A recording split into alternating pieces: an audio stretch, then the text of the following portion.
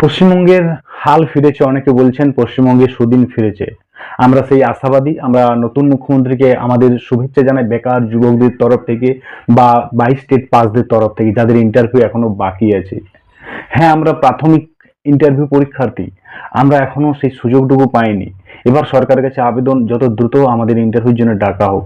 দীর্ঘদিন আমরা এই পথের পথিক হয়ে বসে আছি। আমরা সরকার গঠন হওয়ার পর থেকে দেখতে পেয়েছি কাজে খুব দ্রুততা এসেছে।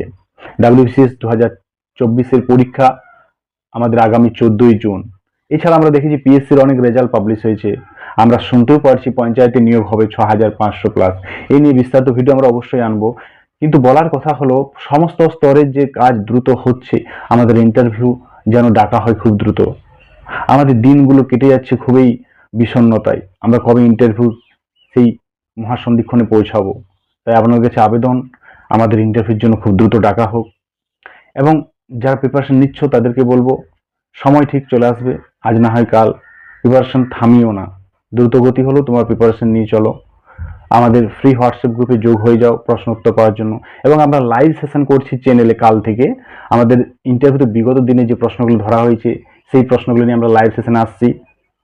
তোমরা অবশ্যই চ্যানেলটি দেখবে এবং যদি মনে হয় কথাগুলি ভালো লাগে অবশ্যই লাইক করবে, শেয়ার করবে এবং এই চ্যানেলে চাকরি প্রার্থী হয়ে থাকলে অবশ্যই ভিজিট করবে।